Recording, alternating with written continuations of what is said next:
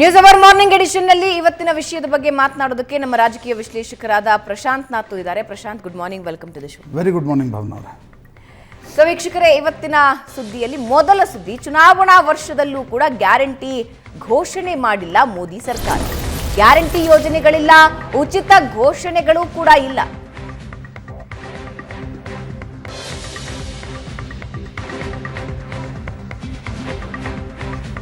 ಯಾವುದೇ ವಿನಾಯಿತಿಯನ್ನು ಮೋದಿ ಸರ್ಕಾರ ಘೋಷಣೆ ಮಾಡಿಲ್ಲ. ಲೋಕಸಭೆ ಚುನಾವಣೆ ಇದ್ರೂ ಯಾವುದೇ ಜನಪ್ರಿಯ ಘೋಷಣೆಗಳು ಇಲ್ಲ. ಲೋಕಸಭೆ ಚುನಾವಣೆ ಗಮನದಲ್ಲಿ ಇಟ್ಟುಕೊಳ್ಳದೆ ಬಜೆಟ್ ಮಂಡನೆ ಮಾಡಲಾಗಿದೆ. ಪಂಚರಾಜ್ಯ ರಿಸಲ್ಟ್, ರಾಮ ಮಂದಿರ ಲೋಕಾರ್ಪಣೆ.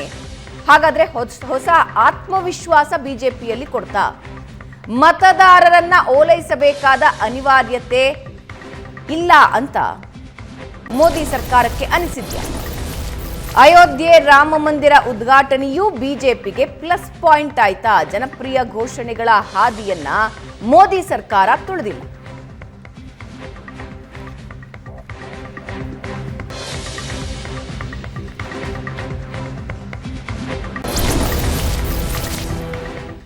ಇದು ಮಧ್ಯಂತರ ಬಜೆಟ್ ಆಗಿರೋದ್ರಿಂದ ಒಂದು ಪರದ ವಾದ ಇತ್ತು, ಹಂಗಿದ್ದೇನು ಜನಪ್ರಿಯ ಘೋಷಣೆಗಳು ಆಗೋದಿಲ್ಲ ಅಂತ. ಆದರೆ ಎಲೆಕ್ಷನ್ ಮುಂದಿಟ್ಕೊಂಡು ಏನಾದರೂ ಒಂದು ಜನಪ್ರಿಯ ಘೋಷಣೆ, ಯಾಕೆಂದ್ರೆ ಗ್ಯಾರಂಟಿಗಳ ಅಲೆಯ ಸಂದರ್ಭದಲ್ಲಿ ಒಂದು ಜನಪ್ರಿಯ ಘೋಷಣೆ ಆಗುತ್ತಾ ಅಂತ, ಹಂಗಿದ್ದೇನೂ ಆಗಿಲ್ಲ.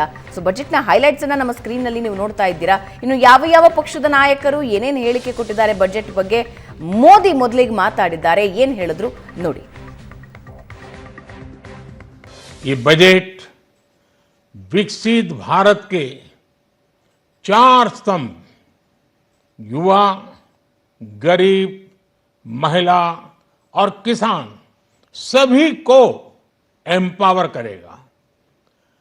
निर्मला जी का ये बजट देश के भविष्य के निर्माण का बजट है. इस बजट में 2047 के विकसित भारत की नींव को मजबूत करने की गारंटी है. इस बजट में युवा भारत की युवा आकांक्षाओं का, भारत की यंग एस्पिरेशंस का प्रतिबिंब है. बजट में 2 महत्वपूर्ण निर्णय लिए गए हैं.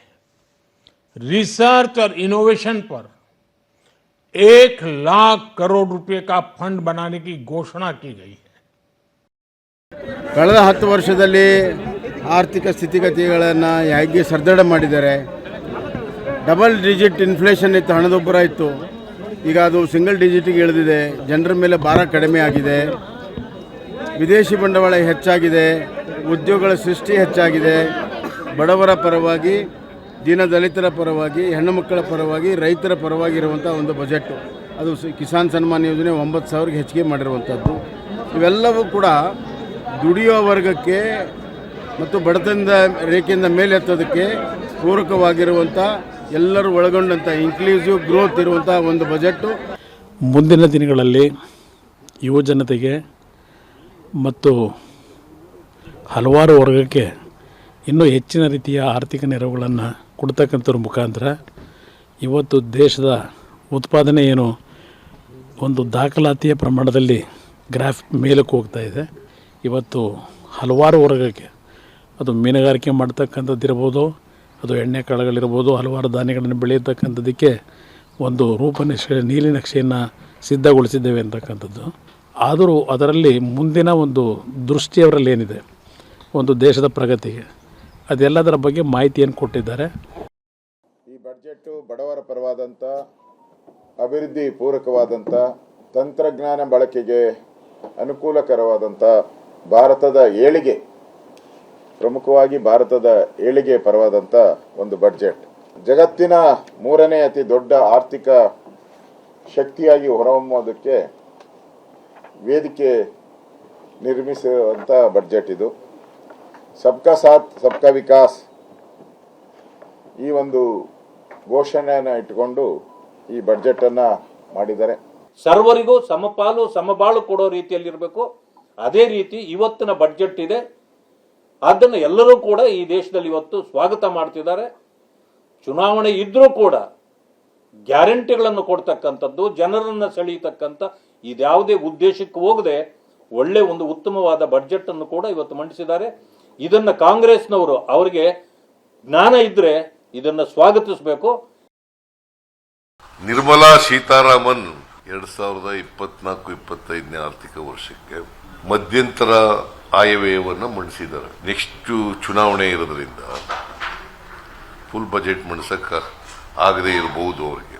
ಮತ್ತೆ ಎಲೆಕ್ಷನ್ ಇರೋದ್ರಿಂದ it is N election budget. Viksit budget ಅಲ್ಲ, ವಿನಾಶಕಾರಿ ಭಾರತ ಮಾಡತಕ್ಕಂಥ ಬಜೆಟ್. ವಿಕಸಿತ ಭಾರತ ಮಾಡೋದಲ್ಲ, ವಿನಾಶಕಾರಿ ಭಾರತ ಮಾಡತಕ್ಕಂಥ ಬಜೆಟ್. ಕರ್ನಾಟಕಕ್ಕೂ ಇಲ್ಲ, ದಕ್ಷಿಣ ಭಾರತಕ್ಕೂ ಇಲ್ಲ. ಇಂಥ ದೊಡ್ಡ ಅನ್ಯಾಯ ಏನು 9-10 ಬಜೆಟನ್ನು ಕೇಂದ್ರ ಸರ್ಕಾರ NDA ಗೌರ್ಮೆಂಟು ಮಂಡಿಸಿದೆ. ಇಷ್ಟು ಕಳಪೆ ಬಜೆಟನ್ನು ನಾನು ಯಾವಾಗ ನೋಡಲಿಲ್ಲ. ನಮ್ಮ ರಾಜ್ಯಕ್ಕೆ ದೊಡ್ಡ ಅನ್ಯಾಯ ಆಗಿದೆ. ಎಲೆಕ್ಷನ್ಗೆ ಹೋಗೋ ಬಜೆಟ್ಟು ಕೆಲವರು ಮ್ಯಾನಿಫೆಸ್ಟೋ ಬಜೆಟ್ ಅಂತ ಹೇಳ್ಬೋದು. ಜನರಿಗೆ ಏನು ಕೊಡ್ತೀವಿ ಅನ್ನೋದಾರು ಅವರ ದಿಕ್ಸೂಚನೆ ಬಹುಶಃ ಇಲ್ಲಿ ಹೇಳಬೇಕಾಗಿತ್ತು. ನಮ್ಗೆ ಭಾಳ ನಿರಾಶೆ ಆಗಿದೆ.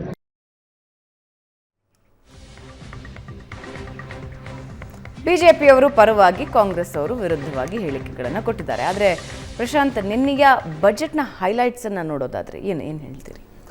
ನೋಡಿ, ನಾವು 16-17 ವರ್ಷಗಳಿಂದ ಈ ರಾಜಕೀಯ ಹೇಳಿಕೆಗಳನ್ನು ಬಜೆಟ್ ದಿನ ನಾನಂತೂ ದಿಲ್ಲಿಯಲ್ಲಿ ಈ ಸಂಸದರ ಹೇಳಿಕೆಯನ್ನು ತೆಗೆದುಕೊಳ್ತಾ ಇದ್ದೆ. ಶಬ್ದಗಳು ಅವ್ರ ಬಾಯಿಂದ ಬರ್ತಿತ್ತೆ ಹೊರತು ಅವರು ಸ್ಟ್ಯಾಂಡ್ ಹಾಗೆ ಇರುತ್ತೆ. ಈ ಕಾಂಗ್ರೆಸ್ನವ್ರು ಬಜೆಟ್ ಮಂಡಿಸ್ತಾ ಇದ್ದಾಗ ಅದ್ಭುತ ಬಜೆಟ್ ಅಂತ ಕಾಂಗ್ರೆಸ್ಸಿಗರು ಹೇಳ್ತಿದ್ರು. ಬಿ ಜೆ ಪಿಗರು ಅದನ್ನು ಓದ್ತಾನೂ ಇರಲಿಲ್ಲ, ಹೊರಗಡೆ ಬಂದು ಇದು ನಿರಾಶಾದಾಯಕ ಅಂತ. ಈಗ ಬಿ ಜೆ ಪಿಯವರು ಹೇಳ್ತಾರೆ ಭಾಳ ಅದ್ಭುತ ಬಜೆಟನ್ನು ಮೋದಿ ಸರ್ಕಾರ ಕೊಟ್ಟಿದೆ. ಆದರೆ ಅದು ಪಾರ್ಟಿ ಲೈನ್ ಮೇಲೆ ರಾಜಕಾರಣಿಗಳು ಮಾತಾಡ್ತಾರೆ, ತಪ್ಪಿಲ್ಲ. ಅವರವರ ರಾಜಕೀಯ ಪಕ್ಷಗಳ ಒಂದು ಲೈನ್ ಏನಿರುತ್ತೆ ಅದರ ಮೇಲೆ ಮಾತಾಡಬೇಕಾಗತ್ತೆ. ನೋಡಿ, ನನಗನ್ಸುತ್ತೆ ಭಾಳ ಏನೋ ಈ ಬಜೆಟ್ನಲ್ಲಿ ತುಂಬ ವಿಶೇಷತೆಗಳಿವೆ ಅಂತಕ್ಕಂಥದ್ದು. ಆಮೇಲೆ ನಿಮ್ಗೆ ಬರ್ತಾ ನೋಡಿ, ಬಜೆಟ್ಗಳು ಮೊದಲಿನ ಒಂದು ಪ್ರಾಮುಖ್ಯತೆಯನ್ನು ಕಳೆದುಕೊಳ್ತಾ ಬರ್ತಾ ಇದೆ. ನಿಮಗೊಂದು 20-30 ವರ್ಷದ ಹಿಂದೆ, ಜಾಗತೀಕರಣದ ಮುಂಚೆ ಬಜೆಟ್ ಆ ಡಾಕ್ಯುಮೆಂಟ್ ಬಂದರೆ ಸಾಕು, ನಿಮಗೆ ಶೇರ್ ಮಾರ್ಕೆಟ್ಗಳಲ್ಲಿ ಸಿಕ್ಕಾಪಟ್ಟೆ ಪಾಲಿಸಿ ಡಿಸಿಷನ್ ಏನು ಅನ್ನೋದರ ಮೇಲೆ ಭಾಳ ಒಂದು ಕಣ್ಣಿರ್ತಾ ಇತ್ತು. ಆ ಸೀಕ್ರೆಟ್ ಡಾಕ್ಯುಮೆಂಟನ್ನು ತೆಗೆದುಕೊಳ್ಬೇಕು, ಅಂದರೆ ಅದರ ತಿಳಿದುಕೊಳ್ಬೇಕು ಅನ್ನುವ ಉತ್ಸಾಹನೇ ಭಾಳ ಇತ್ತು. ಹೌದು, specially not in the media, ಇಂಡಸ್ಟ್ರಿಗೆ ಭಾಳ ಇತ್ತು. ಅಂದರೆ ಆ ಸರ್ಕಾರದ 0.5% ಇಂಟ್ರೆಸ್ಟ್ ಕಡಿಮೆ ಜಾಸ್ತಿ ಆ ಇಂಡಸ್ಟ್ರಿ ಮೇಲೆ ಜಾಸ್ತಿ ಪರಿಣಾಮ ಬೀರ್ತಿತ್ತು. ಬಟ್ ಈಗ GST ಬಂದಮೇಲೆ ಬಜೆಟ್ಗೆ ಆ ಮಟ್ಟದ ಪ್ರಾಮುಖ್ಯತೆ ಇಲ್ಲ. ಖರ್ಚು ವೆಚ್ಚ, ಪಾಲಿಸಿ ಏನು ಡಿಸಿಷನನ್ನು ತೆಗೆದುಕೊಳ್ಳುತ್ತೆ, ಹೋಗ್ತಕ್ಕಂಥ ದಾರಿ, ಇದರ ಬಗ್ಗೆ ಗೊತ್ತಾಗತ್ತೆ. ನಿರ್ಮಲಾ ಸೀತಾರಾಮನ್ ಏನು ಭಾಳ ದೊಡ್ಡ ಮಟ್ಟದ ಒಂದು ಸರ್ಕಸ್ಸನ್ನು ಮಾಡದಂತೆ ಕಾಣ್ತಾ ಇಲ್ಲ. ಒಂದು ಪ್ಲೇನ್ ಆಗಿರ್ತಕ್ಕಂಥ ಮಧ್ಯಂತರ ಬಜೆಟ್ ಹೇಗಿರಬೇಕು, 4 ತಿಂಗಳ ಒಂದು ಅನುಮತಿಯನ್ನು ಸಂಸತ್ತಿಂದ ಲೇಖಾನುದಾನಕ್ಕೆ ಪಡಿಬೇಕು, ಆ ಬಜೆಟನ್ನು ಮಂಡಿಸಿದ್ದಾರೆ. ಮತ್ತು ಜುಲೈನಲ್ಲಿ ಬಂದು ನಾವು ಬಜೆಟನ್ನು ಮಂಡಿಸ್ತೀವಿ ಅನ್ನೋ ಕಾನ್ಫಿಡೆನ್ಸ್ ತೋರಿಸ್ತಿದ್ದಾರೆ. ನನಗನ್ಸುತ್ತೆ ಈ ಘೋಷಣಾರಹಿತ ಬಜೆಟ್ ಏನಿದೆ ಇದು that shows confidence of prime minister Narendra Modi. ಏಕೆಂದರೆ ಯಾವುದೇ ಸರ್ಕಾರಕ್ಕೆ ಚುನಾವಣೆಯ ಮುಂಚೆ 2 ತಿಂಗಳ ಹಿಂದೆ ಬಜೆಟ್ ಮಂಡಿಸ್ತಕ್ಕಂಥದ್ದು ಅಂದರೆ ಒಂದು ರೀತಿಯಾಗಿರ್ತಕ್ಕಂಥ ಟೆಂಪ್ಟೇಷನ್ ಇರುತ್ತೆ. ಇವರನ್ನು ಓಲೈಸೋಣ, ಅವರನ್ನು ನೀವು ಕರ್ನಾಟಕದ ಬಜೆಟ್ ಬೊಮ್ಮಾಯಿಯವರು ಮಂಡಿಸಿರುವ ಬಜೆಟ್ ನೋಡಿದ್ರಲ್ವ, ಅಂದರೆ ಗೊತ್ತಿದೆ ಅವ್ರು ವಾಪಸ್ ಬರ್ತಾರೋ ಇಲ್ಲೋ ಅನ್ನೋದು ಗೊತ್ತಿಲ್ಲ, ಆದರೆ ನೀವು ಅವ್ರಿಗೆ ಕೊಡ್ತಾ ಹೋಗೋದು. ಆ ಟೆಂಪ್ಟೇಷನನ್ನು ಮೋದಿ ಸರ್ಕಾರ ತೋರಿಸಿಲ್ಲ. ನನಗನ್ಸುತ್ತೆ, ಮತ್ತು ತೋರಿಸ್ಲಿಕ್ಕೂ ಸಾಧ್ಯ ಇಲ್ಲ. ಯಾಕಂದರೆ 2 ಸಂಗತಿಗಳು. ಒಂದು, ಕಳೆದ 9.5-10 ವರ್ಷಗಳಿಂದ ಮೋದಿ ಏನು ಹೇಳ್ತಾ ಬಂದಿದ್ದಾರೆ, I am not going to be a populist prime minister. ಯಾಕಂದರೆ 2004ರಿಂದ 2014ರವರೆಗೆ UPA ಸರ್ಕಾರ ಸಾಕಷ್ಟು ಈ ರೈಟ್ಸ್ಗಳನ್ನು ತರ್ತಾ ಇತ್ತು, ಸಾಕಷ್ಟು ಹಣವನ್ನು ಈ ರೀತಿ ಒಂದು ಯೋಜನೆಗಳಿಗೆ ಕೊಡ್ತಾ ಇತ್ತು. ಪ್ರಾಯಶಃ ಅದರ ವಿರುದ್ಧದ ಒಂದು ಸ್ಟ್ಯಾಂಡನ್ನು ನರೇಂದ್ರ ಮೋದಿ ಮೊದಲಿಂದ ಕೂಡ ತೆಗೆದುಕೊಳ್ತಾ ಬಂದರು. ಅದು ಗುಜರಾತ್ನಲ್ಲಿರ್ಬೋದು, ಅದು ದಿಲ್ಲಿಗೆ ಬಂದ ನಂತರ ಇರ್ಬೋದು. ನನಗನ್ಸುತ್ತೆ ರಾತ್ರೋರಾತ್ರಿ ಚುನಾವಣೆ ಇದೆ ಅನ್ನುವ ಕಾರಣಕ್ಕೋಸ್ಕರ ಅದನ್ನು ಡಿವಿಯೇಷನ್ ಮಾಡಿದರೆ ಮೋದಿಯ ಮತದಾರರೇ ಉಚಿತ ಘೋಷಣೆಗಳನ್ನು ಒಪ್ಪುವ ಸ್ಥಿತಿಯಲ್ಲಿಲ್ಲ. ಇದು ಒಂದು ಪ್ರಶ್ನೆ. 2ನೇ ಪ್ರಶ್ನೆ ನನಗನ್ಸುತ್ತೆ, 2ನೇ ವಿಷಯ, ಜಾಗತಿಕ ಮಾರುಕಟ್ಟೆ ರಿಸೆಷನ್ನಲ್ಲಿರುವಾಗ, ಜಾಗತಿಕವಾಗಿ ಎಲ್ಲರೂ ಕೂಡ ಮೈನಸ್ ಗ್ರೋತ್ 0.05 0.5 ಗ್ರೋತ್ನಲ್ಲಿರುವಾಗ ಭಾರತ ಸರ್ಕಾರ ಈ ರೀತಿಯಾಗಿರ್ತಕ್ಕಂಥ ಉಚಿತ ಘೋಷಣೆಗಳನ್ನು ಮಾಡಿ ನಂತರ ಅದನ್ನು ಸಸ್ಟೈನ್ ಮಾಡ್ತಕ್ಕಂಥದ್ದು ಕಷ್ಟ ಆಗುತ್ತೆ. ರೈಟ್. ಪ್ರಾಯಶಃ ಕರ್ನಾಟಕದ ಉದಾಹರಣೆ ಕೂಡ ಎಲ್ಲರ ಕಣ್ಣ ಮುಂದಿದೆ. ನೀವು ಆಮೇಲೆ ಈ ನಿರೀಕ್ಷೆಗಳನ್ನು ಸ್ವಲ್ಪ ನಮ್ಮದು ಅದರಲ್ಲಿ ಪಾತ್ರ ಇದೆ. ಪ್ರತಿಯೊಂದು ಬಜೆಟ್ನಲ್ಲೂ ಜನಸಾಮಾನ್ಯನಿಗೆ ಏನು ಸಿಕ್ತು ನೋಡಿ, ಪ್ರತಿಯೊಂದು ಹಣವೂ ಕೂಡ ಜನಸಾಮಾನ್ಯನಿಗೆ ಹರಿದು ಬರುತ್ತೆ. ಹೌದು. ಈ ಸ್ಪೆಸಿಫಿಕ್ ನಿರೀಕ್ಷೆಗಳು ಏನು, ಪ್ರತಿ ಬಾರಿ ನೀವು ಟ್ಯಾಕ್ಸ್ ರೀಸ್ಟ್ರಕ್ಚರಿಂಗ್ ಮಾಡಿ ಅಂತಕ್ಕಂಥದ್ದು ಯಾವುದೇ ಸರ್ಕಾರಕ್ಕೆ ಪ್ರತಿ ವರ್ಷ ಟ್ಯಾಕ್ಸ್ ರೀಸ್ಟ್ರಕ್ಚರಿಂಗ್ ಮಾಡೋಕ್ಕೆ ಸಾಧ್ಯ ಇಲ್ಲ. 4 ವರ್ಷ 5 ವರ್ಷಕ್ಕೊಮ್ಮೆ ಟ್ಯಾಕ್ಸ್ ರೀಸ್ಟ್ರಕ್ಚರಿಂಗ್ ಮಾಡಲಿಕ್ಕೆ ಸಾಧ್ಯ ಇದೆ. ಯಾಕಂದರೆ ಸುಮಾರು 16 ಲಕ್ಷ ಕೋಟಿಯಷ್ಟು ಹಣ ಡೈರೆಕ್ಟ್ ಟ್ಯಾಕ್ಸಿಂದಲೇ ಸರ್ಕಾರಕ್ಕೆ ಬರುತ್ತೆ. ಉಳಿದದೊಂದು 17ರಿಂದ 18 ಲಕ್ಷ ಕೋಟಿಯಷ್ಟು ಹಣ ನಿಮಗೆ GST ಕಲೆಕ್ಷನಿಂದ ಬರುತ್ತೆ. ಅಂದರೆ ಒಂದು 30-36 ಲಕ್ಷ ಕೋಟಿ ಹಣ ಬಂದರೆ ಸರ್ಕಾರ, ಈಗ ನೋಡಿ ನರೇಂದ್ರ ಮೋದಿ ಸರ್ಕಾರ ಕೆಪೆಕ್ಸ್ನ ಸ್ಪೆಂಡಿಂಗ್ ಭಾರತದಲ್ಲಿ ಎಷ್ಟಿತ್ತು 3-4 ವರ್ಷಗಳ ಕೆಳಗಡೆ? 3 ಲಕ್ಷ ಕೋಟಿ, 3.5 ಲಕ್ಷ ಕೋಟಿ, 4 ಲಕ್ಷ ಕೋಟಿ. ಈಗ ನಿಮಗೆ ಕ್ಯಾಪಿಟಲ್ ಸ್ಪೆಂಡಿಂಗ್ ಎಷ್ಟಿದೆ ಸರ್ಕಾರದ್ದು? ಕಳೆದ ವರ್ಷ 10 ಲಕ್ಷ ಕೋಟಿ ಕೊಡಲಾಗಿತ್ತು. ಈ ಬಜೆಟ್ನಲ್ಲಿ 11 ಲಕ್ಷ 111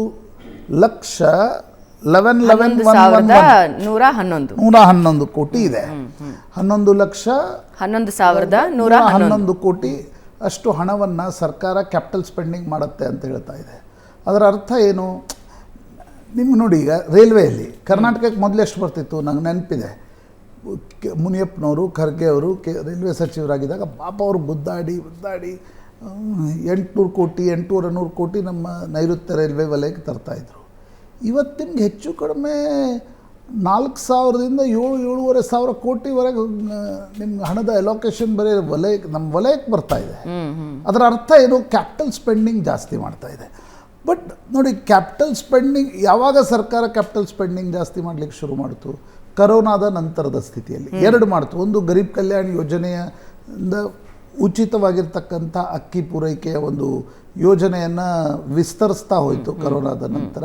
ಜೊತೆಗೆ ಕರೋನಾದಿಂದ ಸ್ವಲ್ಪ ರಿಕವರ್ ಆಗ್ತಾ ಇದ್ದಂತೆ ಗೌರ್ಮೆಂಟ್ ಸ್ಪೆಂಡಿಂಗನ್ನು ಜಾಸ್ತಿ ಮಾಡ್ತು. ಉದ್ದೇಶ ಏನು?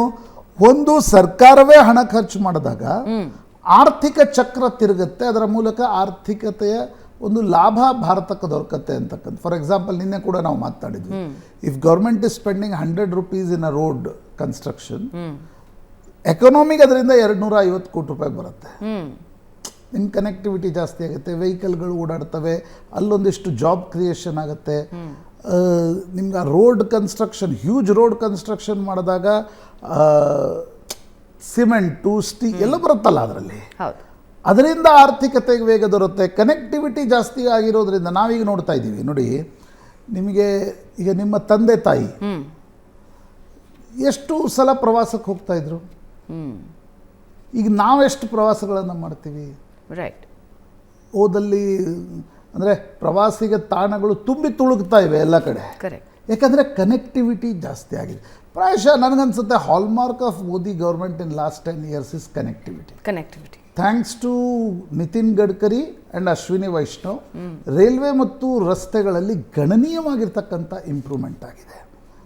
ಕರೆಸ್ಪಾಂಡಿಂಗ್ ಆಗಿ ಆಗಬೇಕಾಗಿರ್ತಕ್ಕಂಥದ್ದೇನು? ನಮ್ಮ ರಫ್ತಿನ ಪ್ರಮಾಣ ಅಂದುಕೊಂಡಂತೆ ಆಗ್ತಾ ಇಲ್ಲ. ಬಿಕಾಸ್ ನಮ್ಮ ಮ್ಯಾನುಫ್ಯಾಕ್ಚರಿಂಗ್ನಲ್ಲಿ ಈಸ್ ಆಫ್ ಡೂಯಿಂಗ್ ಬಿಸ್ನೆಸ್ನ ಕಾರಣದಿಂದ ಈಸಿ ಎಕ್ಸಸ್ ಟು ಲೋನ್ ಇಲ್ಲದೆ, ಎಷ್ಟೇ ಸರ್ಕಾರಗಳ ಘೋಷಣೆ ಮಾಡಿದರೂ ಕೂಡ ಬ್ಯಾಂಕ್ನಲ್ಲಿ NPA ಆತಂಕ ಇದೆ. ಆ ಕಾರಣದಿಂದ ಲೋನ್ಗಳು ಸರಿಯಾಗಿ ಸಿಗಲ್ಲ. ಈಸ್ ಆಫ್ ಡೂಯಿಂಗ್ ಬಿಸ್ನೆಸ್, ಭ್ರಷ್ಟಾಚಾರ, ಇವೆಲ್ಲವ ಕಾರಣದಿಂದ ನಾವು ಅಂದುಕೊಂಡಷ್ಟು ಮ್ಯಾನುಫ್ಯಾಕ್ಚರಿಂಗ್, ಮೇಕ್ ಇನ್ ಇಂಡಿಯಾ ಘೋಷಣೆ ಮಾಡಿದರೂ ಕೂಡ ಅದು ಸಾಧ್ಯ ಆಗ್ತಾ ಇಲ್ಲ. ನನಗನ್ಸುತ್ತೆ ಈ ಕ್ಯಾಪಿಟಲ್ ಸ್ಪೆಂಡಿಂಗ್ನ ಮುಂದಿನ ಭಾಗ ಖಾಸಗಿ ಕ್ಷೇತ್ರದಲ್ಲಿ ದೊಡ್ಡ ಮಟ್ಟದ ವಿದೇಶಿ ಬಂಡವಾಳ ಹೂಡಿಕೆ ಬರುತ್ತೆ. ಅದು ಜಾಗತಿಕ ಒಂದು ಪರಿಸ್ಥಿತಿಯ ಮೇಲೆ ಅವಲಂಬಿತವಾಗಿರುತ್ತೆ. ಅಲ್ಲೇ ಜಾಸ್ತಿ ಇಂಟ್ರೆಸ್ಟ್ ಸಿಕ್ಕರೆ ಇಲ್ಲ ಹೂಡಿಕೆ ಮಾಡ್ತಾರೆ ಅಂತ. ಬಟ್ ಸರ್ಕಾರ ಬಯಸ್ತಾ ಇದೆ ಮುಂದಿನ ಜೂನ್ ಜುಲೈನಿಂದ ದೊಡ್ಡ ಮಟ್ಟದಲ್ಲಿ ವಿದೇಶಿ ಬಂಡವಾಳ ಹೂಡಿಕೆ ಹರಿದು ಬರಬೇಕು, ರಫ್ತು ಜಾಸ್ತಿ ಆಗಬೇಕು, ಉದ್ಯೋಗ ಸೃಷ್ಟಿ ಆಗಬೇಕು. ಉದ್ಯೋಗ ಸೃಷ್ಟಿ ಕೂಡ ಬಹಳ ಮುಖ್ಯ. ಆ ದೃಷ್ಟಿಯಿಂದ ನನಗನ್ಸುತ್ತೆ ಈ ಬಜೆಟ್ ಒಂದಿಷ್ಟು ಉಪಕ್ರಮಗಳನ್ನು ತೆಗೆದುಕೊಂಡಿದೆ. ಬಟ್ ನರೇಂದ್ರ ಮೋದಿ ಮತ್ತು BJPಯ ಕೆಲ ನಾಯಕರು ಹೇಳ್ತಾರೆ ನಾವು ಗೆದ್ದು ಬಂದರೆ ನಮಗೇನಾದರೂ ಒಂದು ಥಂಪಿಂಗ್ ಮೆಜಾರಿಟಿ ಸಿಕ್ಕರೆ ನೀವು ಈ ಜುಲೈನಲ್ಲಿ ನೋಡಿ we will change the economy, ನಾವು ಆ ರೀತಿಯ ಬಜೆಟನ್ನು ಮಂಡಿಸ್ತೀವಿ ಅಂತಕ್ಕಂಥ ಕಾದು ನೋಡ್ಬೇಕು ಏನಾಗುತ್ತೆ. ಎಸ್ ಒಂದು ಚಿಕ್ಕ ಬ್ರೇಕ್ ತಗೋಣ. ಬಜೆಟ್ನ ನಂತರ ಒಂದು ಕಾಂಟ್ರವರ್ಷಿಯಲ್ ಸ್ಟೇಟ್ಮೆಂಟ್ ಕಾಂಗ್ರೆಸ್ ಸಂಸದರಿಂದ DK ಸುರೇಶ್ ಅವರಿಂದ, ಇದು ಒಂದು ದೊಡ್ಡ ಜಟಾಪಟಿಗೆ ವೇದಿಕೆ ಸೃಷ್ಟಿ ಮಾಡಿಕೊಟ್ಟಿದೆ. ಬಜೆಟ್ನ ನಂತರ DK ಸುರೇಶ್ ಅವರು ನೀಡಿದ ಹೇಳಿಕೆ ಈಗ ಕಿಚ್ಚೆಬ್ಬಿಸಿದೆ, ಪ್ರತ್ಯೇಕ ರಾಷ್ಟ್ರದ ಕೂಗೆಬ್ಬಿಸಿದ್ದಾರೆ. ಹಾಗಾದ್ರೆ DK ಸುರೇಶ್ ಏನ್ ಹೇಳಿದ್ರು, ಅದಾದ ಮೇಲೆ ಅದ್ರ ಬಗ್ಗೆ ಸ್ಪಷ್ಟೀಕರಣ ಕೊಟ್ಟಿದ್ದಾರೆ. ಏನ್ ಹೇಳಿದ್ದಾರೆ ಕೇಳಿಸ್ಕೊಳ್ಳಿ. ನಮ್ಮ ಪಾಲೇನು ಸಿಗಬೇಕಾಗಿದೆ ಅಭಿವೃದ್ಧಿಯ ಹಣ, ಇವತ್ತು ಅಭಿವೃದ್ಧಿಯ ಹಣ ಉತ್ತರ ಭಾರತದ ಕಡೆ ಎತ್ಕೊಂಡೋಗಿ ಹಂಚ್ತಾ ಇರ್ತಕ್ಕಂಥದ್ದು ಕಾಣ್ತಾ ಇದ್ದೇವೆ. ನಮಗೆ ಎಲ್ಲ ವಿಚಾರಗಳಲ್ಲೂ ಕೂಡ ಅನ್ಯಾಯ ಆಗ್ತಾ ಇದೆ.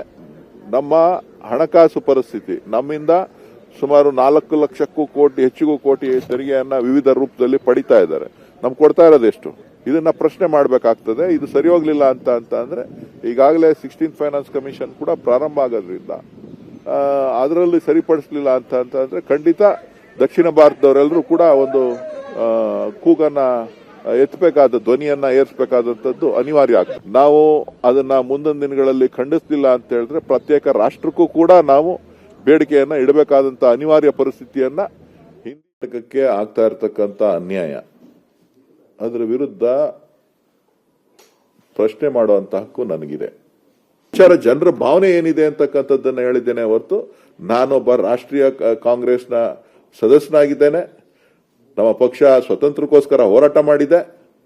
ಇವತ್ತು ಕೂಡ ಭಾರತದ ಐಕ್ಯತೆಯನ್ನ ಮಾಡಬೇಕು ಅಂತ ಹೇಳಿ ರಾಹುಲ್ ಗಾಂಧಿ ಅವರ ನೇತೃತ್ವದಲ್ಲಿ ನಾನು ಭಾರತ್ ಜೋಡೋ ಯಾತ್ರೆಯಲ್ಲೂ ಕೂಡ ಸಕ್ರಿಯವಾಗಿ ಪಾಲ್ಗೊಂಡಂತವನು. ಇದನ್ನ ರಾಹುಲ್ ಗಾಂಧಿಗನ ಕರ್ತಕೊಂಬತ್ತೀರಿ. ತಿರ್ಚುವಂತ ಪ್ರಯತ್ನಗಳು, ನನ್ನ ಹೇಳಿಕೆಯನ್ನ ತಿರ್ಚುವಂತ ಪ್ರಯತ್ನಗಳು ನಡೀತಾ ಇದೆ. ನಾನು ಭಾರತೀಯನಾಗಿ ನನ್ನ ರಾಷ್ಟ್ರೀಯತೆಯನ್ನ ಸಂಸದರ ಈ ಹೇಳಿಕೆನ ಹೆಂಗ್ ನೋಡ್ತೀರಿ ಪ್ರಶಾಂತ್? ನನಗನ್ಸುತ್ತೆ it's a pure political statement of DK Suresh. ಅಂದರೆ ಇಲ್ಲಿವರೆಗೆ ಅವ್ರು ಬಂದು ನಿಂತಿದ್ರೆ ಸಾಕಿತ್ತು. ದಕ್ಷಿಣ ಭಾರತಕ್ಕೂ ಮತ್ತು ಕರ್ನಾಟಕಕ್ಕೂ ಅನ್ಯಾಯ ಆಗ್ತಾ ಇದೆ. 16th ಫೈನಾನ್ಸ್ ಕಮಿಷನ್ ಯಾವಾಗ ರಚನೆ ಆಗುತ್ತೆ ಅದರಲ್ಲಿ ನಾವು ವಿಷಯವನ್ನು ಪ್ರಸ್ತಾಪಿಸ್ತೀವಿ ಅನ್ನೋ ಹೇಳಿಕೆಯನ್ನು ಒಬ್ಬ ಸಂಸದರು ನೀಡಿದರೆ ಅದರಲ್ಲಿ ಯಾವುದೇ ರೀತಿಯಾಗಿರ್ತಕ್ಕಂಥ ತಪ್ಪಿಲ್ಲ. ಕರ್ನಾಟಕಕ್ಕೆ ಹಣ ಜಾಸ್ತಿ ಕೊಡಿ ಅಂತ ಯಾರಾದರೂ ಸಂಸದರು ಕೇಳಿದರೆ ತಪ್ಪಿಲ್ಲ. ಆದರೆ ಆ ಮುಂದಿನ ಲೈನ್ ಪ್ರತ್ಯೇಕ ರಾಷ್ಟ್ರ ಇತ್ತಲ್ಲ, ಅದು ಬೇಡ ಆಗಿತ್ತು. ಆದರೆ ನನಗನ್ಸುತ್ತೆ ಅದರ ಹಿಂದಿನ ಪೊಲಿಟಿಕಲ್ ಕಾರಣ ಇದೆ. ನೀವು ನೋಡಿ, DK ಸುರೇಶ್ ಅಷ್ಟೇ ಅಲ್ಲ, ಇಲ್ಲಿ ಕರ್ನಾಟಕದಲ್ಲಿ DK ಶಿವಕುಮಾರ್ ಕೂಡ ಅದೇ ಲೈನಲ್ಲಿ ಮಾತಾಡಿದ್ದಾರೆ. ನಮಗೆ ಅನ್ಯಾಯ ಆಗ್ತಾ ಇದೆ, ದಕ್ಷಿಣ ಭಾರತಕ್ಕೆ ಅನ್ಯಾಯ ಆಗ್ತಾ ಇದೆ, ಕರ್ನಾಟಕ. ಇದರ ಕಾರಣ ಏನು ಅಂತ ನನಗನ್ಸುತ್ತೆ ಅಂದರೆ, ಒಂದು ಇತ್ತೀಚಿನ ದಿನಗಳ ಒಟ್ಟಾರೆ ಫಲಿತಾಂಶದ ನಂತರ 2 ವಿಷಯಗಳು ಸ್ಪಷ್ಟವಾಗ್ತಾ ಇವೆ.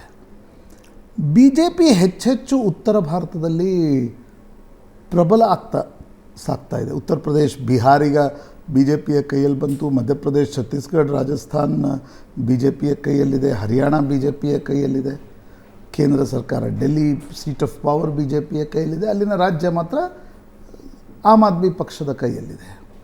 ದಕ್ಷಿಣ ಭಾರತಕ್ಕೆ ಬಂದರೆ BJPಯ ಬಳಿ ಪುದುಚೇರಿ ಬಿಟ್ಟರೆ ಯಾವುದೇ ರಾಜ್ಯ ಇಲ್ಲ.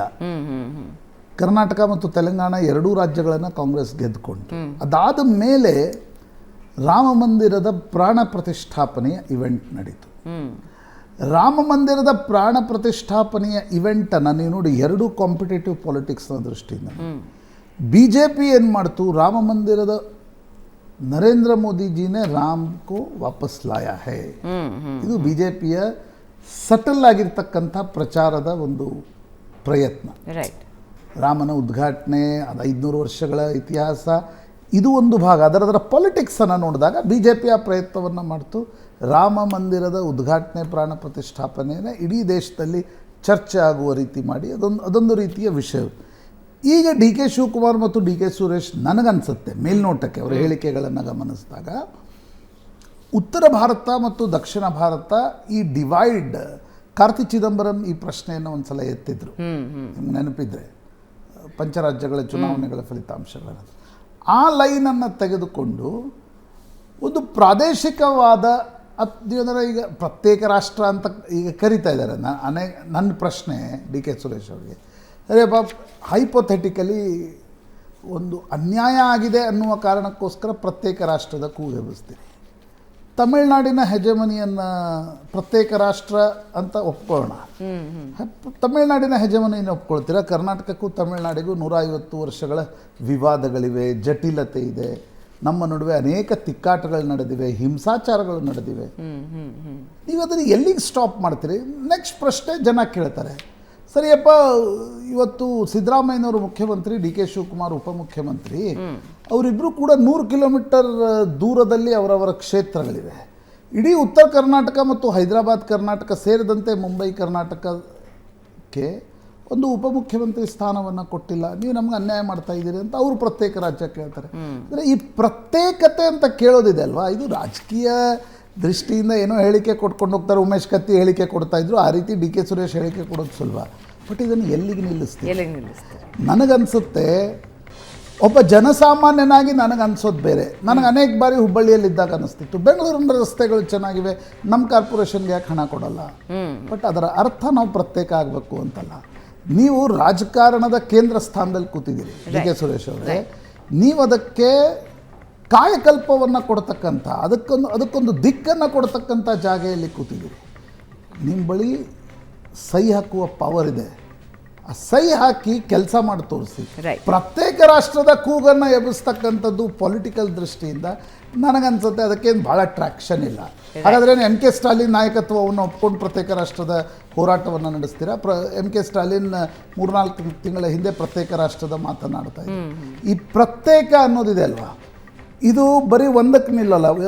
ನಾನು ಹೇಳಿದೆಲ್ಲ, ಉತ್ತರ ಕರ್ನಾಟಕ ಪ್ರತ್ಯೇಕ, ಹುಬ್ಬಳ್ಳಿ ಅಭಿವೃದ್ಧಿಯಾಗಿದೆ, ರಾಯಚೂರು ಪ್ರತ್ಯೇಕ, ರಾಯಚೂರು ಅಭಿವೃದ್ಧಿಯಾಗಿದೆ, ಅಲ್ಲಿ ಯಾದಗಿರಿ ಪ್ರತ್ಯೇಕ.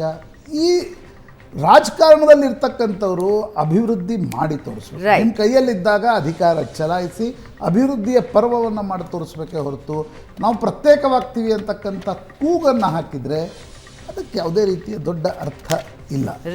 ನನ್ನ ಪ್ರಕಾರ ಈ ಹೇಳಿಕೆಯನ್ನು ನಾವು ನಿರ್ಲಕ್ಷ್ಯ ಮಾಡಬೇಕು.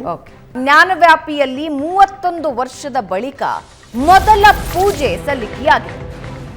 ಮಧ್ಯರಾತ್ರಿಯಿಂದಲೇ ಹರ ಹರ ಮಹಾದೇವ ಮೊಳಗಿದೆ. ಕೋರ್ಟ್ ತೀರ್ಪಿನ ಕೆಲವೇ ಕ್ಷಣದಲ್ಲಿ ಪೂಜೆ ನೆರವೇರಿಸಲಾಗಿದೆ. ಮೊನ್ನೆ ರಾತ್ರಿಯೇ ವ್ಯಾಸ ನೆಲಮಾಳಿಗೆಯಲ್ಲಿ ಘಂಟಾನಾದ ಮೊಳಗಿದೆ. ಮಧ್ಯರಾತ್ರಿಗೆ ಭಕ್ತರು ಹರ ಹರ ಮಹಾದೇವ ಘೋಷಣೆ ಕೂಗಿದ್ದಾರೆ. ಭಕ್ತಿಯಿಂದ ಆರತಿ ಎತ್ತಿ ಪೂಜೆ ಸಲ್ಲಿಸಿದ್ದಾರೆ ಭಕ್ತರು. ಜ್ಞಾನವ್ಯಾಪಿ ಮುಂದಿದ್ದ ರಸ್ತೆಯ ನಾಮಫಲಕ ಬದಲಾವಣೆಯಾಗಿದೆ.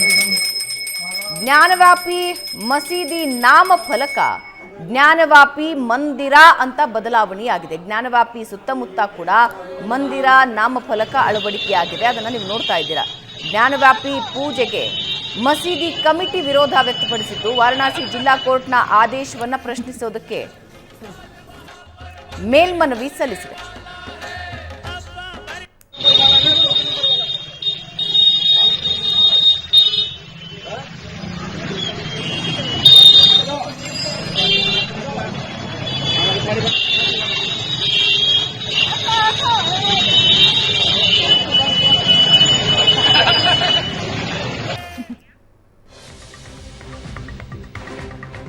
ಪ್ರಶಾಂತ್, 31 ವರ್ಷದ ನಂತರ ಪೂಜೆ ಸಲ್ಲಿಕೆಯಾಗಿದೆ.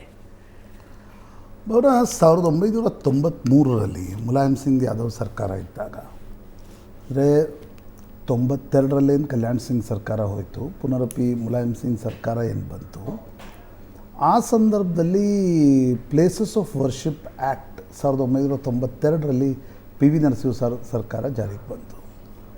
ಆ ಆ್ಯಕ್ಟ್ನ ಪ್ರಕಾರ ಯಾವ ಜಾಗೆಯಲ್ಲಿ ಮಂದಿರ 1947ರ ಮೊದಲಿತ್ತು, ಮಸೀದಿ ಇತ್ತು, ಚರ್ಚ್ ಇತ್ತು, ಯಾವ್ಯಾವ ಪ್ರಾರ್ಥನಾ ಮಂದಿರಗಳಿದ್ವು, ಅದೇ ಕಂಟಿನ್ಯೂ ಆಗುತ್ತೆ ಅಂತಕ್ಕಂಥದ್ದನ್ನು ಪಿ ವಿ ನರಸಿಂಹರಾವ್ ಸರ್ಕಾರ ಒಂದು ಆ್ಯಕ್ಟನ್ನು ತಂತು.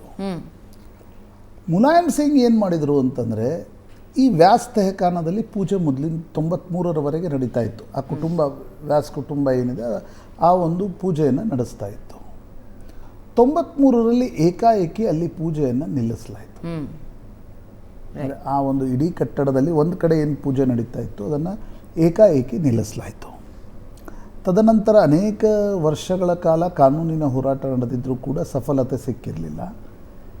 ಈಗ ಪುರಾತತ್ವ ಇಲಾಖೆಯ ವರದಿ ಏನು ಬಂತು, ಅಲ್ಲಿ ಕೆಳಗಡೆ ಮಂದಿರ ಇತ್ತು, ಮಂದಿರದ ಅವಶೇಷಗಳಿವೆ, ಮೂರ್ತಿಗಳಿವೆ. ಅದು ಮಸೀದೆ ಮಂದಿರವನ್ನು ಕೆಡವಿ ಕಟ್ಟಲಾಯಿತು ಅಂತಕ್ಕಂಥ ವರದಿ ಏನು ಬಂತು, ಆ ವರದಿಯ ನಂತರ ಜಿಲ್ಲಾ ನ್ಯಾಯಾಲಯ ಒಂದು ಪ್ರಮುಖವಾಗಿರ್ತಕ್ಕಂಥ ಆದೇಶವನ್ನು ಕೊಟ್ಟಿದೆ. 5 ಮಹಿಳೆಯರು ಸಲ್ಲಿಸಿರ್ತಕ್ಕಂಥ ಅರ್ಜಿಯ ಆಧಾರದ ಮೇಲೆ ಅಲ್ಲಿ ಪೂಜೆಗೆ ಅವಕಾಶವನ್ನು ಕೊಡಲಾಗಿದೆ. ದರ್ಶನಕ್ಕೆ ಅವಕಾಶ ಕೊಟ್ಟಿಲ್ಲ, ಪೂಜೆಗೆ ಅವಕಾಶವನ್ನು ಕೊಡಲಾಗಿದೆ. ಅದರ ಪ್ರಕಾರ ಮೊನ್ನೆ ರಾತ್ರಿ ಅಲ್ಲಿನ ಜಿಲ್ಲಾಧಿಕಾರಿಗಳು ಮಂದಿರದ ಟೆಂಪಲ್ ಟ್ರಸ್ಟ್ನ 5 ಅರ್ಚಕರನ್ನು ಕರೆದು ನೀವು ಪೂಜೆ ಮಾಡಿ ಎಂದಾಗ ಮೊದಲ ದಿನ ಹೋಗಿ ಅಲ್ಲಿ ಸ್ವಚ್ಛತೆಯನ್ನು ಮಾಡಿ ನಂತರ ಮೂರ್ತಿಗಳ ಪೂಜೆಯನ್ನು ನೆರವೇರಿಸಲಾಗಿದೆ. ನೀವು ಅಯೋಧ್ಯೆಯ ಪ್ರಕರಣವನ್ನು ತೆಗೆದುಕೊಂಡಾಗಲೂ ಕೂಡ 1949ರಲ್ಲಿ ರಾತ್ರೋರಾತ್ರಿ ಏನಲ್ಲಿ ಮೂರ್ತಿಗಳು ಬಂದವು, ಮಸೀದೆಯ ಗುಂಬಜದ ಕೆಳಗಡೆ ಮೂರ್ತಿಯನ್ನು ರಾತ್ರೋರಾತ್ರಿ ಇಡಲಾಯಿತು. ಆಗಿನಿಂದ ಮುಸಲ್ಮಾನರಿಗೆ ಅಲ್ಲಿ ನಮಾಜ್ ಮಾಡ್ತಕ್ಕಂಥ ಒಂದು ಆಸಕ್ತಿ ಕಡಿಮೆ ಆಯಿತು. ಯಾಕೆ ಆಸಕ್ತಿ ಕಡಿಮೆ ಆಯಿತು ಅಂದರೆ ಏಕದೇವರನ್ನು ಪೂಜಿಸಿದರು ಮುಸಲ್ಮಾನರು, ಹಿಂದೂಗಳು ಬಹುದೇವತಾರಾಧಕರು. ಪಕ್ಕದಲ್ಲಿ ಈಗ ನಮ್ಮಲ್ಲಿ ಅನೇಕಲ್ಲಿ ದರ್ಗಾ ಮಂದಿರಗಳು ಜೊತೆಗಿರ್ತವೆ, ಅದೇನಂದರೆ ದೊಡ್ಡ ವಿಷಯ ಅಲ್ಲ, ಅದೇನು ವಿವಾದದ ವಿಷಯವಾಗಿ ಪರಿಣಮಿಸಲ್ಲ. ಅಲ್ಲೂ ಹೋಗಿ ಕೈ ಮುಗಿತಾರೆ, ಇಲ್ಲೂ ಹೋಗಿ. ಆದರೆ ಕಟ್ಟ ಮುಸಲ್ಮಾನರಿಗೆ ಏಕದೇವೋಪಾಸಕರೇನಿರ್ತಾರೆ ಅವರಿಗೆ ಅಲ್ಲಿ ಮಸೀದೆ ಪಕ್ಕದಲ್ಲೇ ಅದೇ ಕಟ್ಟಡದಲ್ಲಿ ದೇವತೆಗಳಿರ್ತಕ್ಕಂಥದ್ದು ಮಾನ್ಯ ಇರಲ್ಲ. ಆ ಕಾರಣದಿಂದ ಮೂರ್ತಿ ಪೂಜೆ ಅವಕಾಶ ಇರಲ್ಲ. ಹೀಗಾಗಿ ಅಯೋಧ್ಯೆಯ ರಾಮ ಮಂದಿರದಲ್ಲಿ ಮೂರ್ತಿಯನ್ನು ಇಟ್ಟ ತಕ್ಷಣ ನಮಾಜ್ ನಿಲ್ಲಿಸಲಾಗಿತ್ತು. ನಮಾಜ್ ನಿಲ್ಲಿಸಿದ ನಂತರ ನಿಧಾನವಾಗಿ ಮಂದಿರದ ಬಾಗಿಲುಗಳನ್ನು ತೆರೆಯಲಾಯಿತು, ದರ್ಶನಕ್ಕೆ ಅವಕಾಶವನ್ನು ಕೊಡಲಾಯಿತು, ಪೂಜೆಗೆ ಅವಕಾಶವನ್ನು ಕೊಟ್ಟ ನಂತರ ನಮಾಜ್ ಪೂರ್ತಿಯಾಗಿ ನಿಂತೇ ಹೋಗ್ಬಿಡ್ತು. ಅಟ್ಲೀಸ್ಟ್ ಶುಕ್ರವಾರ ಒಂದು 4-5 ಜನ ಯಾರೋ ಬಂದು ಅಲ್ಲಿ ಒಂದು ಪ್ರಾರ್ಥನೆ ಏನಾದರೂ ಸಲ್ಲಿಸ್ತಾ ಇದ್ರು. ಈಗ ಈ ಪ್ರಕರಣದಲ್ಲಿ ನೋಡಬೇಕು, ಕೆಳಗಡೆ ದೇವಾಲಯ ಆ್ಯಕ್ಟಿವ್ ದೇವಾಲಯ ಇದ್ದಾಗ, ಪೂಜೆಗೊಳ್ತಕ್ಕಂಥ ಮೂರ್ತಿಗಳಿದ್ದಾಗ ಮುಸಲ್ಮಾನರು ಯಾವ ನಿರ್ಧಾರವನ್ನು ಕಾಶಿಗೆ ಸಂಬಂಧಪಟ್ಟಂತೆ ಮಾಡ್ತಾರೆ. ಕೋರ್ಟೆಲ್ಲೂ ಕೂಡ ನಮಾಜ್ ಬೀಳಬೇಡಿ ಅನ್ನೋದನ್ನು ಹೇಳಿಲ್ಲ. ಅಂದರೆ ನಿಮಗೆ ಇದರಲ್ಲಿ ಟೈಟಲ್ ಸೂಟು ಇಲ್ಲ. ಕರೆಕ್ಟ್. ರಾಮ ಮಂದಿರದಲ್ಲಿ ಏನಿತ್ತು, title suit was active. British ಕಾಲದಿಂದಲೂ ಕೂಡ ಅದಿತ್ತು. ಹೌದು. ನಿರಂಕಾರಿ ಈ ಸಿಖ್ಖರು ಹೋಗಿ ರಾಮ್ ಚಬೂತ್ರ ಸ್ವಚ್ಛಗೊಳಿಸಿದ ನಂತರ ಬ್ರಿಟಿಷರೇನು ಆ ಪ್ರಕರಣದ ವಿಚಾರಣೆಯನ್ನು ಆರಂಭಿಸಿದರು, ಅದು ಕಂಟಿನ್ಯೂ ಇತ್ತು. ಟೈಟಲ್ ಸೂಟನ್ನು ಕೂಡ ಹಾಕಲಾಗ್ತಿತ್ತು. ಇದರಲ್ಲಿ ಟೈಟಲ್ ಸೂಟ್ ಇಲ್ಲ. ಆದರೆ ಮುಂಬರುವ ದಿನಗಳಲ್ಲಿ ನನಗನ್ಸುತ್ತೆ ಇದು ಧರ್ಮದ ವ್ಯಾಖ್ಯೆಯನ್ನು ಮುಸಲ್ಮಾನರು ಹೇಗೆ ಮಾಡ್ತಾರೆ ಅನ್ನೋದರ ಮೇಲೆ ಕಾಶಿ ಈ ಒಂದು ಜ್ಞಾನವಾಪಿ ಮಸೀದಿಯ ಭವಿಷ್ಯ ಕೂಡ ನಿಂತಿದೆ ಅಂತ ನನಗನ್ಸುತ್ತೆ. ಅಲ್ಲಿ ನಮಾಜ್ ಬಿಡದೆ ಹೋದರೆ ಮುಂದೆ ನ್ಯಾಯಾಲಯಗಳು ಯಾವ ತೀರ್ಪನ್ನು ನೀಡ್ತಾ ಹೋಗ್ತವೆ ಅನ್ನೋದು ಈ ಪ್ರಕರಣದಲ್ಲಿ ಬಹಳ ಮುಖ್ಯ ಆಗುತ್ತೆ. ಆದರೆ ನೋಡಿ, ಈ ವಾದದಲ್ಲಿ ಒಂದಿಷ್ಟು ತಥ್ಯ ಇದೆ. ಅಂದರೆ ವೆರಿ ಪ್ರಾಕ್ಟಿಕಲಿ ಇದರಲ್ಲಿ ಆ ಸೈಡ್ ಈ ಸೈಡ್ ತೆಗೆದುಕೊಳ್ತಕ್ಕಂಥ ಅವಶ್ಯಕತೆ ಇಲ್ಲ. ಧರ್ಮ ಅಂತಕ್ಕಂಥದ್ದು ಯಾವುದೇ ಒಬ್ಬ ಮನುಷ್ಯನ ಅಥವಾ ಯಾವುದೇ ಪ್ರಪಂಚದ 80% ಜನ ಆಸ್ತಿಕರಿದ್ದೇ ಇದ್ದಾರೆ, 80-90% ಜನ ಆಸ್ತಿಕರಿದ್ದಾರೆ. ಅವರವರ ಧರ್ಮವನ್ನು ಪಾಲನೆ ಮಾಡ್ತಾರೆ. ಈಗ ಜೆರುಸಲೇಮ್ ಯಾಕೆ ಕ್ರಿಶ್ಚಿಯನ್ರಿಗೆ ಮುಸಲ್ಮಾನರಿಗೆ ಅಷ್ಟೊಂದು ಪ್ರಮುಖವಾಗಿರ್ತದೆ, ಯಹೂದಿಗಳಿಗೆ ಯಾಕೆ ಅಷ್ಟೊಂದು ಪ್ರಮುಖವಾಗಿರುತ್ತೆ? ಯಾಕಂದರೆ ಎಲ್ಲ ಅವರ ಪ್ರವಾದಿಗಳು ಜೆರುಸಲೇಮ್ನಲ್ಲೇ ಇದ್ದವು. ಹಾಗೆ ಮಕ್ಕಾ ಮದೀನಾ ಯಾಕೆ ಇಸ್ಲಾಮಿಗೆ ಅಷ್ಟೊಂದು ಮಹತ್ವಪೂರ್ಣವಾಗಿರ್ತಕ್ಕಂಥ ಸ್ಥಳ? ಲುಂಬಿನಿ ಸಾರನಾಥ್ ಯಾಕೆ ಬೌದ್ಧರಿಗೆ ಅಷ್ಟೊಂದು ಮಹತ್ವಪೂರ್ಣವಾಗಿರ್ತಕ್ಕಂಥ ಸ್ಥಳ? ಅದೇ ರೀತಿ ಭಾರತದಲ್ಲಿ ಹಿಂದೂ ವೇ ಆಫ್ ಲೈಫನ್ನು ಆಚರಿಸ್ತಕ್ಕಂಥವ್ರಿಗೆ ರಾಮ, ಕೃಷ್ಣ, ಶಿವ ಈ 3 ಏನೊಂದು ಇವರನ್ನು ದೇವತೆಗಳಿಗೆ ಕರಿತಿರೋ, ವ್ಯಕ್ತಿ ಶ್ರೇಷ್ಠರು ಅಂತ ಕರಿತಿರೋ, ಈ 3 ಬಗ್ಗೆ ಆಸ್ಥೆ ಇದೆ, ಶ್ರದ್ಧೆ ಇದೆ, ಭಕ್ತಿ ಇದೆ, ಆರಾಧನೆ ಇದೆ. ಆ ಸ್ಥಳವನ್ನು ಹಿಂದೂಗಳಿಗೆ 3 ಸ್ಥಳಗಳನ್ನು ಕೊಡಬೇಕು, ಉಳಿದ ಸ್ಥಳಗಳ ಬಗ್ಗೆ ಸ್ಟ್ಯಾಟಸ್ಕೋ ಮೇಂಟೈನ್ ಆಗಬೇಕು ಅಂತಕ್ಕಂಥದ್ದು. ಅಂದರೆ ನನಗನ್ಸತ್ತೆ ನೋಡಿ, ಪಾರ್ಟಿ ಲೈನನ್ನು ತೆಗೆದುಕೊಂಡು ಈಗ ಅದು ಪೊಲಿಟಿಸೈಸ್ ದೃಷ್ಟಿಕೋನ ಬೇರೆ. ನಾನೊಬ್ಬ ಸಾಮಾನ್ಯ ಹಿಂದೂ ಪೂಜಾ ಪದ್ಧತಿಯನ್ನು ಅನುಸರಿಸ್ತಕ್ಕಂಥವರ ದೃಷ್ಟಿಕೋನದಿಂದ ಹೇಳ್ತಿದ್ದೀನಿ, ಈ 3 ಕೂಡ ಹಿಂದೂಗಳಿಗೆ ಬಿಟ್ಟುಕೊಡಬೇಕು, ಉಳಿದಲ್ಲಿ ಯಥಾಸ್ಥಿತಿಯನ್ನು ಕಾಯ್ದುಕೊಳ್ಬೇಕು. ಈ 3 ಮಂದಿರಗಳ ಪ್ರತಿಯಾಗಿ ದೊಡ್ಡ ದೊಡ್ಡ ಮಸೀದಿಗಳನ್ನು ನಿರ್ಮಾಣ ಮಾಡಿಕೊಡಬೇಕು ಅಂತಕ್ಕಂಥದ್ದು ಒಬ್ಬ ಆಸ್ತಿಕನಾಗಿ ಮತ್ತು ಒಬ್ಬ ಸಾಮಾನ್ಯ ನಾಗರಿಕನಾಗಿ ನನ್ನ ಅಭಿಪ್ರಾಯ. ಅಂದರೆ ಮುಂದಿನ ದಿನಗಳಲ್ಲಿ ಕೋರ್ಟ್ಗಳು ಹೇಗೆ that's end of the day court has to decide. ನನಗನ್ಸುತ್ತೆ ಭಾವನಾ, ರಾಮ ಮಂದಿರ ವಿಷಯದಲ್ಲೂ ನೋಡಲಾಯಿತು, ಮೀಡಿಯೇಷನ್ ಇಸ್ ನಾಟ್ ಪಾಸಿಬಲ್. ಯಾಕಂದರೆ ಅದು ಇವತ್ತಿನ ಸೋಷಿಯಲ್ ಮೀಡಿಯಾ ಯುಗದಲ್ಲಿ ನಿಮಗೆ ಮೀಡಿಯೇಷನ್ ಆಗಲ್ಲ. ಇಬ್ರು ಕೂತ್ರೆ who are you to take a call on behalf of Muslim community, 80s ಅಲ್ಲೇ ಆಗಲಿಲ್ಲ mediation, on behalf of Hindu community ಅನ್ನೋ ಪ್ರಶ್ನೆ ಕೇಳ್ತಾರೆ. ಹೀಗಾಗಿ ನನಗನ್ಸುತ್ತೆ court has to decide, court has to take a call ವೈಜ್ಞಾನಿಕವಾಗಿರ್ತಕ್ಕಂಥ ವರದಿಯ ಆಧಾರದ ಮೇಲೆ. ಈಗ ASI ಕೊಟ್ಟಿರ್ತಕ್ಕಂಥ ವರದಿ ಏನಿದೆ ಅದು ನಿಮಗೆ ಉತ್ಖನನವನ್ನು ನಡೆಸಿಲ್ಲ, ಆದರೆ GPS ಟೆಕ್ನಾಲಜಿ ಬಳಸಿ ಕೆಳಗಡೆ ಏನಿದೆ ಅನ್ನೋದನ್ನು ಅರಿತುಕೊಳ್ಳುವ ವೈಜ್ಞಾನಿಕ ಸಾಧನಗಳಿಗೆ ಲಭ್ಯ ಇವೆ. ಅದರ ಆಧಾರದ ಮೇಲೆ ಕೊಟ್ಟಿರತಕ್ಕಂಥ ವರದಿಯಿಂದ ಕೋರ್ಟ್ ಈ ತೀರ್ಮಾನವನ್ನು ಅದರ ಜೊತೆಗೆ ನೆಲಮಾಳಿಗೆಯಲ್ಲಿ ಸ್ಪಷ್ಟವಾಗಿ ಗೊತ್ತಾಗ್ತಾ ಇದೆ, ಈಗ ಪೂಜೆ ಆಗಿರೋದ್ರಲ್ಲೂ ಕೂಡ ಸ್ಪಷ್ಟವಾಗಿ ಗೊತ್ತಾಗ್ತಾ ಇದೆ. ಎಸ್, ನೋಡೋಣ ಮುಂದಿನ ದಿನಗಳಲ್ಲಿ. ನೋಡಿ, ಶತಮಾನಗಳಿಂದ ಈಗ ನಾರಾಯಣ ಭಟ್ರು ಯಾರು ತೋಡರ್ಮಲ್ ಅಕ್ಬರನ ಕಾಲದಲ್ಲಿ ಮಂದಿರದ ನಿರ್ಮಾಣವನ್ನು ಮಾಡಿದ್ರು, ಅದಕ್ಕಿಂತ ಮುಂಚೆ ಅಲ್ಲಿ ಏನೂ ಇರಲಿಲ್ಲ. ಚುಪ್ಕೆಸೆ ಅಂದರೆ ಸ್ವಲ್ಪ ಮುಚ್ಕೊಂಡು ಹೋಗಿ, ಒಂದು ಅವಿತ್ಕೊಂಡು ಹೋಗಿ ಆ ಜಾಗೆಯಲ್ಲಿ ನೀರು ಹಾಕ್ಕೊಂಡು ಬನ್ನಿ ಅಂತ ಆಗ ಕೊಡ್ತಾರೆ. ಅಂದರೆ ಅಷ್ಟು ದೊಡ್ಡ ಒಂದು ಇತಿಹಾಸ ಇದೆ. ಎಷ್ಟು ಬಾರಿ ಆ ಮಂದಿರವನ್ನು ಕೆಡವಲಾಯಿತು, ಎಷ್ಟು ಬಾರಿಯಲ್ಲಿ ಮಸೀದಿಗಳ ನಿರ್ಮಾಣ ಆಗಿದೆ. ಅದಾದ ನಂತರ ಈ ತೀರ್ಪು ಬಂದಿರತಕ್ಕಂಥ, ನಾನು ಅದಕ್ಕೆ ಹೇಳಿದೆ, ನಾವೀಗ ಒಂದು ಲಿಬ್ರಲ್ ಸ್ಟ್ಯಾಂಡನ್ನು ತೆಗೆದುಕೊಂಡು ಇಲ್ಲ ಇದೆಲ್ಲ ತಪ್ಪು ಅಂತಕ್ಕಂಥದ್ದನ್ನು ಹೇಳ್ಬೋದು, ಆದರೆ ಆಸ್ತಿಕತೆಗೆ ಏನು ಮಾಡ್ತೀರಿ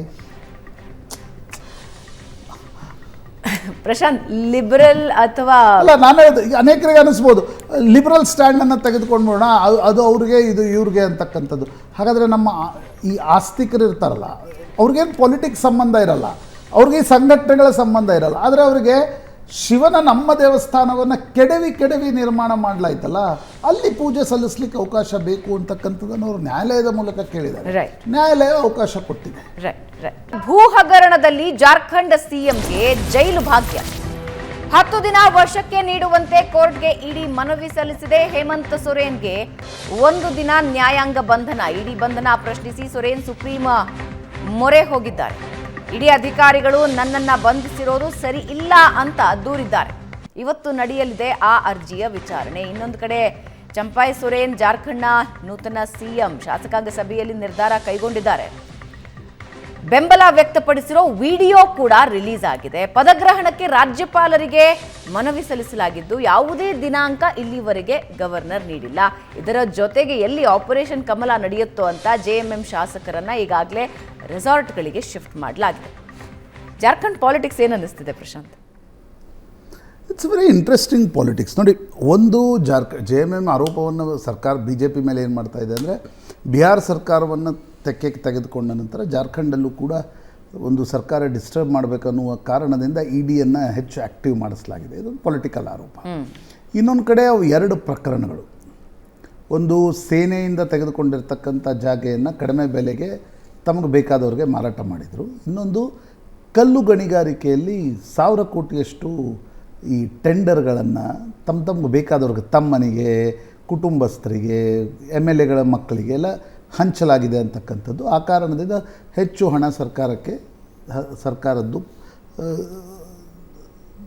ಲೂಟಿಯಾಗಿದೆ ಅಂತಕ್ಕಂಥದ್ದು ಆರೋಪದ ಮೇಲೆ ED ಮಾಡ್ತಾ ಇದೆ. ನನಗನ್ಸುತ್ತೆ ನೋಡಿ, ಈಗ ಮೊನ್ನೆ ಏನಾಯಿತು, ಹೇಮಂತ್ ಸೊರೇನ್ಗೆ ತನ್ನ ಪತ್ನಿ ಕಲ್ಪನಾ ಒಡಿಸ್ಸಾದವರು, ಮಯೂರ್ಭಂಜ್ ಅವರು, ಕಲ್ಪನಾ MBA ಓದಿದ್ದಾರೆ. ಅವರನ್ನು ಮುಖ್ಯಮಂತ್ರಿ ಮಾಡಬೇಕು ಅನ್ನುವ ಕಾರಣದಿಂದ ಶಾಸಕಾಂಗ ಪಕ್ಷದ ಸಭೆಗೆ ಹೇಮಂತ್ ಸೊರೇನ್ ಅವರನ್ನು ಕರ್ಕೊಂಡು ಬಂದರು.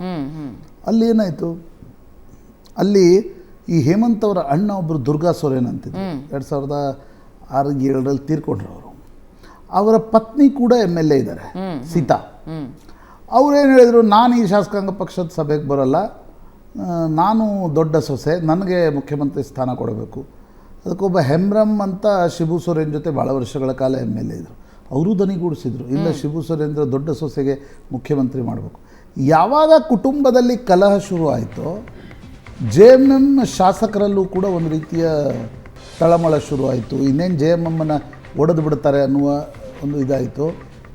ಚಂಪಾಯ್ ಸೊರೇನ್ ಸ್ವಲ್ಪ ಮಟ್ಟಿಗಿನ ಶಿಬು ಸೊರೇನ್ ಜೊತೆಗಿನ ಹೋರಾಟದಲ್ಲಿ ಪಾಲ್ಗೊಂಡಿರ್ತಕ್ಕಂಥ ಹಿರಿಯ ಶಾಸಕ, ಅವರನ್ನು ಶಾಸಕಾಂಗ ಪಕ್ಷದ ನಾಯಕರನ್ನಾಗಿ ಮಾಡಿ ಹೇಮಂತ್ ರಾಜೀನಾಮೆ ಕೊಟ್ಟರು. ಚಂಪಾಯ್ ಹೋಗಿ ಗವರ್ನರ್ CP ರಾಧಾಕೃಷ್ಣನ್ ಇದ್ದಾರಲ್ಲಿ, ಅವ್ರಿಗೆ ಹೋಗಿ ಸರ್ಕಾರ ರಚನೆಯ ಹಕ್ಕನ್ನು ಮಂಡಿಸಿದ್ರು. I will examine the matter. 42 ಶಾಸಕರ ಬೆಂಬಲದ ಪತ್ರವನ್ನು ಕೊಡಲಾಗಿದೆ. ಸಿನಫ್ ಅಂದರೆ ಮೆಜಾರಿಟಿ ಇದೆ ಅನ್ನುವ ಕಾರಣದಿಂದ. ಆದರೆ ನಾನು ಇದನ್ನು ಪರಿಶೀಲಿಸ್ತೀನಿ ಅಂತಕ್ಕಂಥದ್ದನ್ನು ರಾಜ್ಯಪಾಲರು ಹೇಳಿದ ನಂತರ ಅಲ್ಲಿ ನಿಶ್ಚಿತವಾಗಿ ಒಂದು ರೀತಿಯ ತಳಮಳ ಇದೆ. ಶಾಸಕರನ್ನು BJP ಸೆಳೆಯುತ್ತಾ ಅಥವಾ ರಾಷ್ಟ್ರಪತಿ ಶಾಸನ ಹಾಕುವುದಕ್ಕೋಸ್ಕರ ಒಂದಿಷ್ಟು ಆಟಗಳನ್ನು ಆಡಲಾಗತ್ತಾ ಅಂತಕ್ಕಂಥ ಭಯ ಇದೆ. ಹೀಗಾಗಿ JMM ಶಾಸಕರು ರೆಸಾರ್ಟ್ಗೆ ಮೂವ್ ಆಗ್ತಿದ್ದಾರೆ. ನೋಡಿ, INDIA ಒಕ್ಕೂಟದ ದೃಷ್ಟಿಯಿಂದ ಹೇಳಬೇಕಾದ್ರೆ ಮಹಾರಾಷ್ಟ್ರ ಸರ್ಕಾರವನ್ನು BJP ಕೆಡವಿತು, ಬಿಹಾರದ ಸರ್ಕಾರವನ್ನು ಅಪೋಷಣ ತೆಗೆದುಕೊಂಡು ಕೆಡವಲಿಲ್ಲ, ಅಲ್ಲಿ ಅಪೋಷಣ ತೆಗೆದುಕೊಂಡಿತು. ಈ ಜಾರ್ಖಂಡ್ ಸರ್ಕಾರವನ್ನು BJP ತೆಗೆದುಕೊಳ್ಳುತ್ತಾ ಅಥವಾ ಅಲ್ಲಿ ರಾಷ್ಟ್ರಪತಿ ಶಾಸನ 2-3 ತಿಂಗಳ ಕಾಲ ಹಾಕುವ ಒಂದು ಪ್ರಯತ್ನವನ್ನು ಮಾಡಲಾಗುತ್ತಾ ಅಂತಕ್ಕಂಥದ್ದು ಕಾದು ನೋಡಬೇಕು. ಪ್ರಕರಣದಲ್ಲಿ ಎಷ್ಟು ತಥ್ಯಗಳಿವೆಯೋ ರಾಜಕಾರಣ ಇದರಲ್ಲಿದೆ, ಇದರಲ್ಲಿ BJP ಕೂಡ ಆಟ ಆಡ್ತಾ ಇದೆ ಅನ್ನೋದು ಅಷ್ಟೇ ಸತ್ಯ. Let's be very frank. Okay, ಒಂದು ಚಿಕ್ಕ ಬ್ರೇಕ್ ತಗೋಣ. ಬ್ರೇಕ್ನ ನಂತರ 40% ಆರೋಪವನ್ನ ಮಾಜಿ ಸಚಿವರು ಮಾಡ್ತಾ ಇದ್ದಾರೆ. ಯಾರು, ಏನ್ ಕತೆ ಹೇಳ್ತೀವಿ ಬ್ರೇಕ್ ಆದ್ಮೇಲೆ. ಕಾಂಗ್ರೆಸ್ ಸರ್ಕಾರದ ವಿರುದ್ಧ 40% ಲಂಚ ಆರೋಪ. ಸ್ವಪಕ್ಷದ ನಾಯಕರೇ ಈ ಗಂಭೀರ ಆರೋಪ ಮಾಡಿದ್ದಾರೆ. ಯಾರು ಏನ್ ಹೇಳಿದ್ರು ಕೇಳಿಸ್ಕೊಳ್ಳಿ. ಕಾಂಗ್ರೆಸ್ BJP ಸರ್ಕಾರ 40% ಲಂಚ ಅಂತ ಹೇಳಿ ನಾವು ಬಂದ ಗೆದ್ದು ಈಗ ಅದಕ್ಕಿಂತ ಹೆಚ್ಚಾಗಿದೆ, ಸರಿಯಾಗಿ ಬುದ್ಧಿ ಹೇಳಿ ಅಂದೆ. ನೇರವಾಗಿ ಹೇಳಿದೆ ರೀ, ನಾನು ಒಬ್ಬನೇ ಅಲ್ಲ, ಎಲ್ಲರೂ ಇದ್ರು ಸೋತರು. ಪಕ್ಷ ಉಳಿಬೇಕಾದ್ರೆ ಇವನ್ನೆಲ್ಲ ನಾವು ಕಾಪಾಡ್ಕೊಳ್ಳೇಬೇಕು. ಇದನ್ನು ನೇರವಾಗಿ ಹೇಳಿದರೆ ನಾನು ನಿಷ್ಠುರವಾದಿ.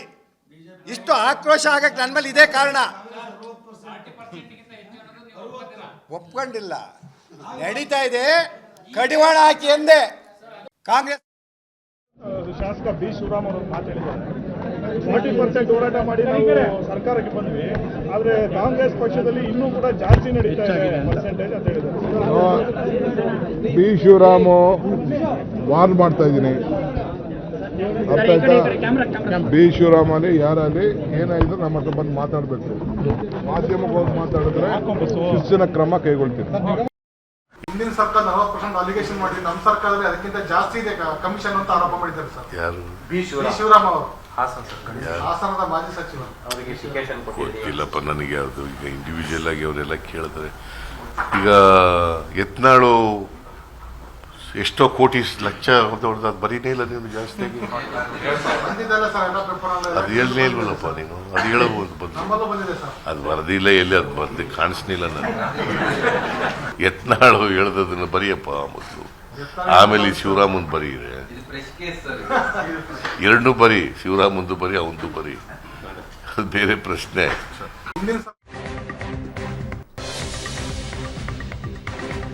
ಅಂತ ಸ್ವಪಕ್ಷದವರಿಂದಲೇ 40% ಅಲ್ಲ 40%ಗಿಂತ ಹೆಚ್ಚು ನಡೀತಾ ಇದೆ ಅನ್ನೋ ಆರೋಪ.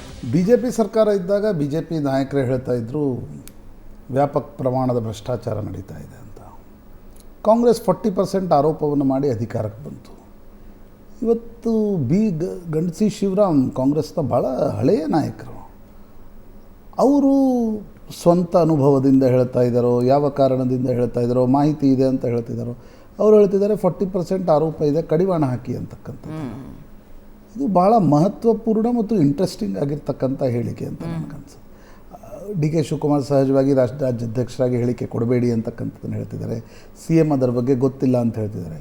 ಫ್ಯಾಕ್ಟ್ ಆಫ್ ದ ಮ್ಯಾಟರ್ ಏನು ಅಂತಂದರೆ, ಯಾವುದೇ ಪಕ್ಷದ ಸರ್ಕಾರ ಇರಲಿ, ಕರ್ನಾಟಕದಲ್ಲಿ ಭ್ರಷ್ಟಾಚಾರ ಮಿತಿ ಮೀರಿದೆ.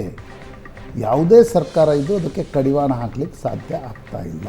That is fact of the matter, that is underlining factor.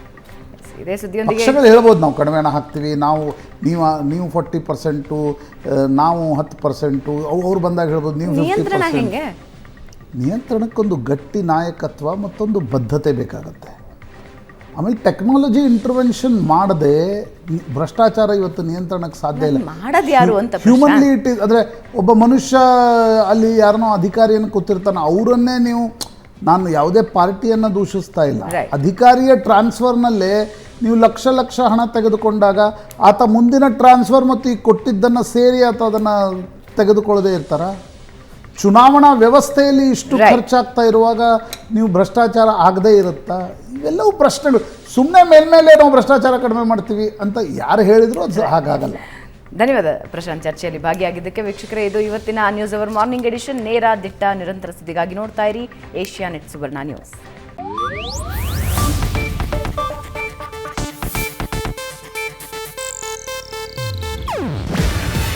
ಇದು ಏಷ್ಯಾನೆಟ್ ನ್ಯೂಸ್ ನೆಟ್ವರ್ಕ್ ಪ್ರಸ್ತುತಿ. ನೀವು ನೋಡ್ತಿದ್ದೀರಾ ಏಷ್ಯಾನೆಟ್ ಸುವರ್ಣ ನ್ಯೂಸ್.